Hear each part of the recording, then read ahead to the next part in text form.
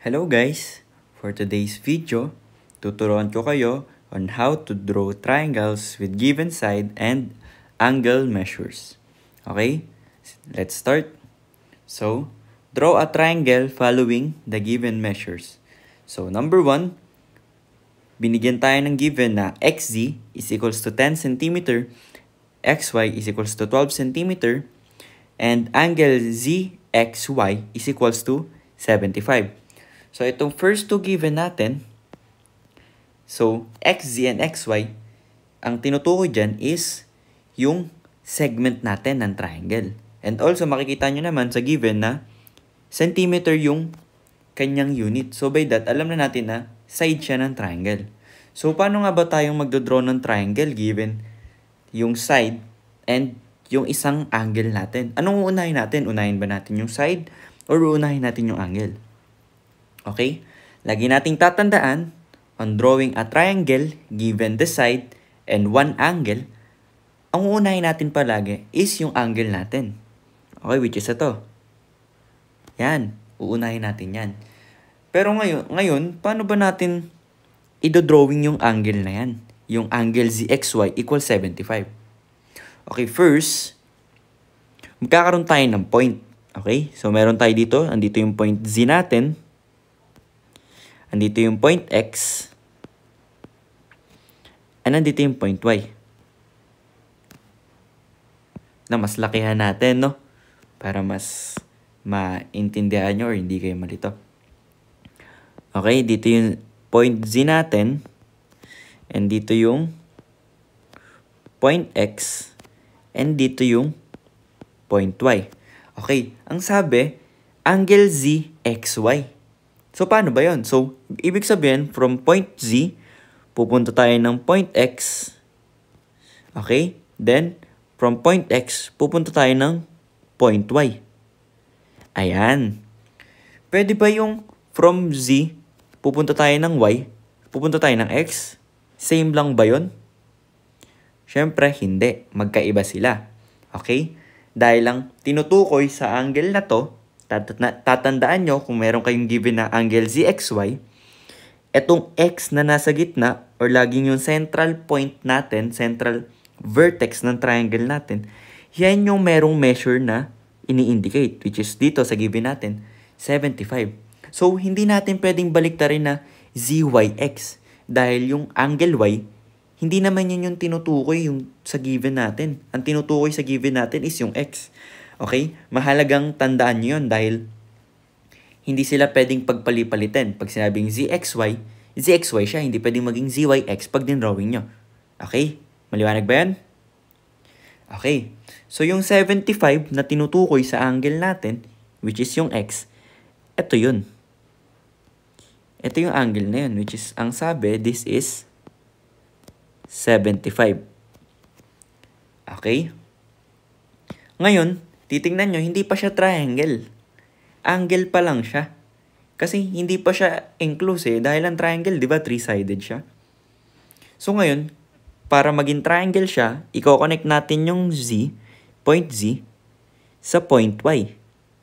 So ayan, kita nyo, triangle na siya.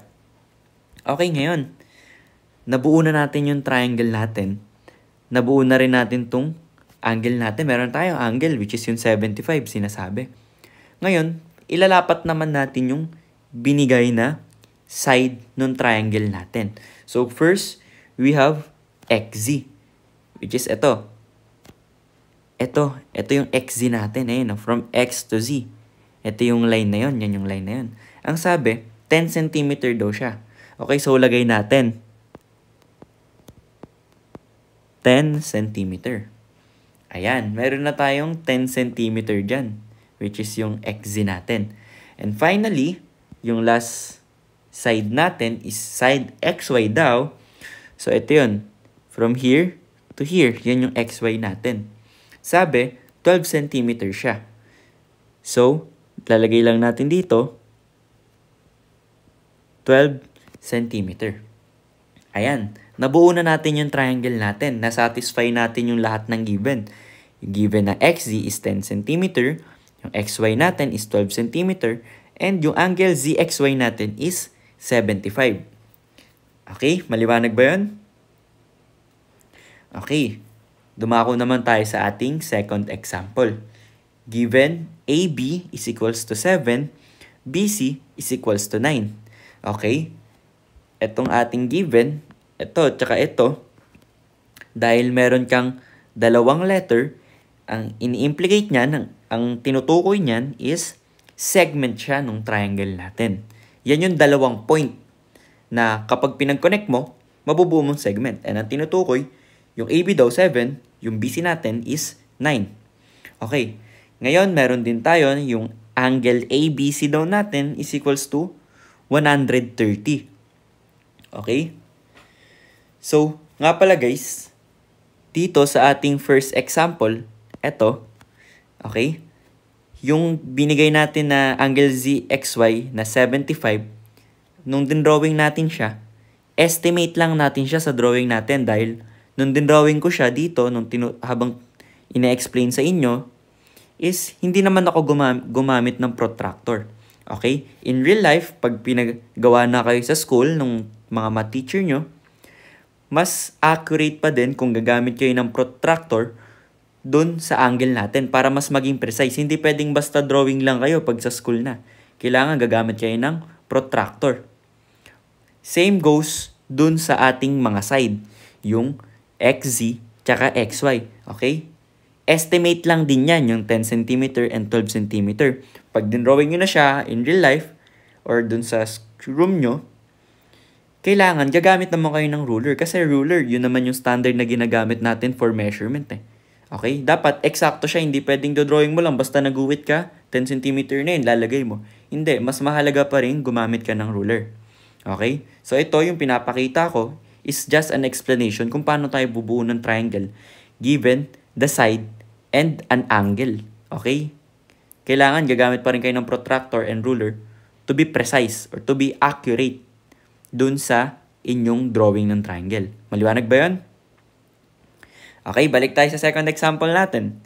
Okay, so as I said dun sa first example natin is ang lagi nating unang titignan is yung ating angle.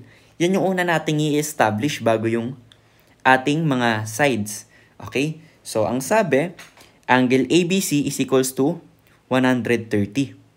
Okay, ngayon, gagawin nating medyo realistic yung ating triangle.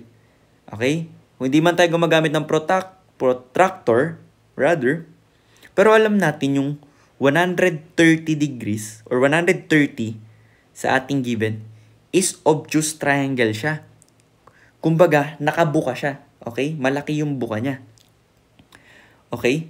So, una, to establish yung angle ABC, okay, meron tayo ditong point A and meron tayo ditong point B and also meron tayo ditong point C. Okay? Bakit ganito yung pag-positioning natin ng point? Dahil 130 degrees yung kailangan nating buuin. Ibig sabihin, obtuse angle siya. So nakanga siya malaki. Greater than 90 degrees. So, ayan, medyo realistic pag ganyan yung paglalagay natin. Okay, buuin natin yung angle natin na 130. Pakita natin. So, connect natin itong, sabi, ABC. So, from A to B. Connect natin yan. And from B to C.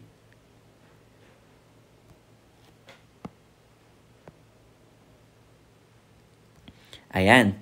Okay, sinabi ko rin kanina, ulitin ko lang, hindi pwedeng A, C, B. Tapos lalagay natin 130. Hindi ganun yun kasi ibang angle na yun, okay? Yun yung lagi nating tatandaan na baka makalimutan natin. Itong B, yung point B na yan, yan yung tinutukoy ng 130. Kaya hindi natin pwedeng pagpalit-palitin yung arrangement ng letters natin. Pag sinabing ABC, ABC tayo. Hindi pwedeng maging ACB bigla or maging BCA or BAC. Okay, maliwanag yun? Okay. So, eto ngayon, yung sa B, ayan, yan yung tinutukoy ng ating 130 na angle. Okay?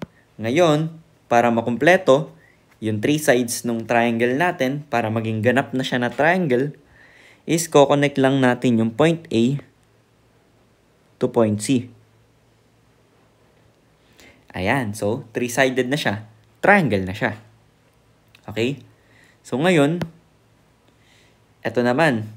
Tapos na tayo sa angle, dito naman tayo sa measure ng side. Unahin na natin yung side AB. So, point A to point B, ang sabi, 7 daw yung segment na nabuo niya nung kinonect siya. So, that means na ito is 7 centimeter. Ayan. And finally, yung ating side BC from B to C is 9 naman daw. Rather, wala pala tayong unit, no? Ayan, 7 lang siya. Ulitin natin. Yan, 7 lang siya. Wala siyang in-indicate na unit sa given natin eh. So, yun. Kailangan din pala nating tandaan yun, no?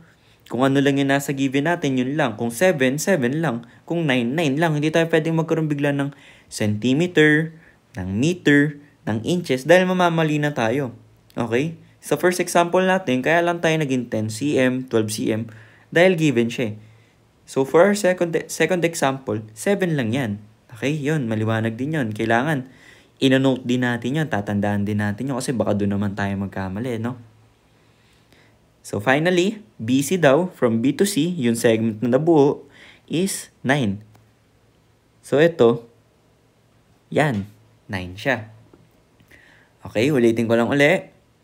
Kapag sa real life na, nag-drawing na kayo, mahalaga pa rin gumamit ng protractor para accurate yung angle nyo and ruler para accurate naman yung sides nyo. Okay? Maliwanag? So, ayun.